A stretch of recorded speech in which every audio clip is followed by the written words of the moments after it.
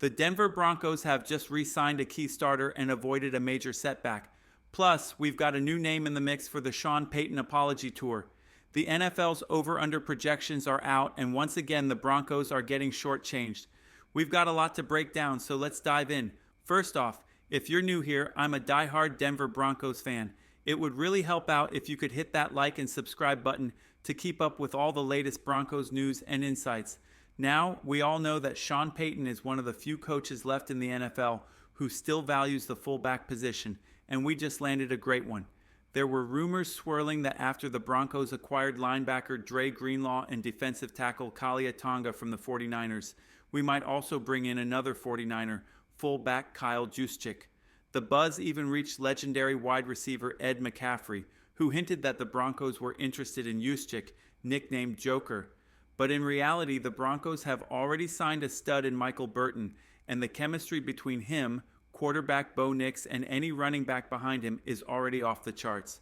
While the Broncos don't necessarily run the tush-push the way the Eagles do, I think Burton is an unstoppable force in an I formation power running game.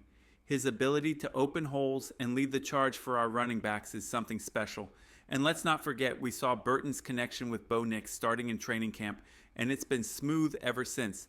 One of my favorite plays of the season was in a game where the Broncos absolutely dominated the Carolina Panthers. It had been a while since we've seen the team put the pedal to the metal like that.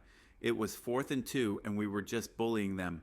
Then we saw a throwback play. Remember when Courtland Sutton threw a perfect touch pass to Bo Nix, who made an incredible grab against the Ravens?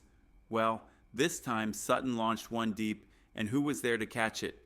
None other than Michael Burton. His ability to make plays down the field is impressive. I've talked to some Chiefs fans who still remember Burton's physical style when he played for Kansas City. And here he is, breaking through for the Broncos against the Chargers, a team with one of the best defensive fronts in the league. Short yardage? No problem. Burton gets it done with power, and his chemistry with Bo Nix is on full display as well. It's a fantastic signing for the Broncos to bring in a guy who already has that kind of connection with the QB. Next up, the Broncos dodged a major bullet in the wide receiver market. One name that had been rumored to potentially join the Broncos was Stefon Diggs. Diggs had met with the New England Patriots, but they told him they'd wait until after the draft to make a decision. Some speculate the Patriots might end up drafting Travis Hunter, and if they do, they may not need a wide receiver. There was also talk that Diggs had other teams interested in signing him. Well, Diggs ended up in Buffalo, securing a 3-year, $69 million deal with $26 million guaranteed. To put it in perspective, he'll be making more than Courtland Sutton in the short term, which is a pretty significant move for the NFL landscape. If the Denver Broncos don't make any adjustments to Courtland Sutton's contract, I think it would be a massive overpay. Sutton isn't going to be 100% at the start of the season, and even if he were, there are still concerns off the field. I've said it before, Stefon Diggs created a lot of drama during his time in Buffalo. Take a look at this article that highlights the tension between Diggs and the team. He was a holdout for a while due to contract negotiations, and at one point he was actually sent home from the team's facilities during minicamp. The Bills tried to downplay the situation, but it became clear that the off-field issues were a problem. And now Buffalo's in need of a receiver, but no one's even talking about Diggs returning to the Bills. I think they understand the kind of drama he brings to the table. That's why I'm glad the Broncos passed on Diggs. Bringing in an older receiver coming off an injury and giving him that much guaranteed money wouldn't have been a wise move. Instead, I believe we've got something special brewing here in Denver. We know that Sean Payton fosters a collegiate-like atmosphere, especially on those long East Coast road trips, and this year we're going international with a game in Germany. Payton has already shown he's capable of creating a positive team-first culture. Stefon Diggs, on the other hand, seems more like a me-first guy, and I'm happy the Broncos avoided that situation. Also, the fact that Diggs landed such a big deal makes me wonder about the contracts of other top receivers like Amari Cooper or Keenan Allen. I honestly thought Diggs would sign for less, but now it's clear the market for wide receivers is shifting. We'll keep an eye on how those contracts shake out. Now let's talk about Sean Payton's apology tour.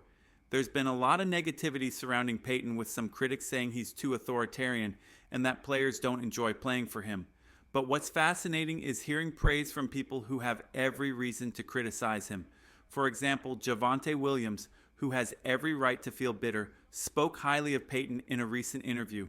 Williams was drafted by the Broncos, suffered injuries, and gave everything for the team. Even though the Broncos didn't make him an offer this offseason and he's now a Dallas Cowboy, Williams still praised Payton, saying that playing for him taught him to be gritty, strong, and tough. Williams doesn't have any reason to give Payton credit, yet he did, and that speaks volumes. It's a reminder that Payton isn't the villain some people make him out to be. In fact, Payton has already proven himself in Denver by turning things around after last season.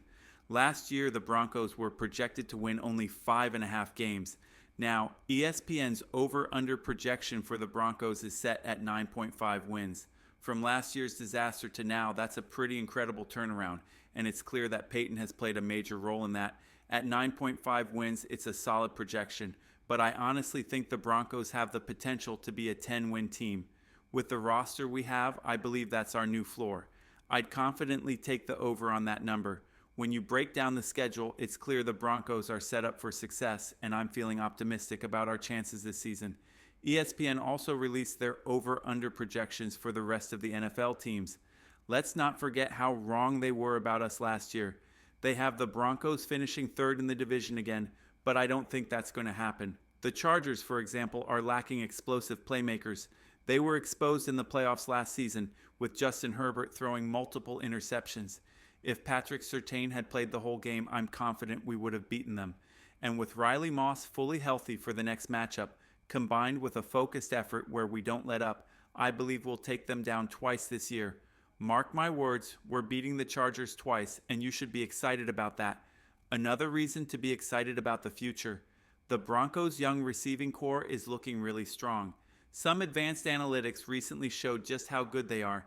In terms of EPA, expected points added, among players who had between 50 and 75 targets last year, rookie Devin V was right there, just under Adam Thielen.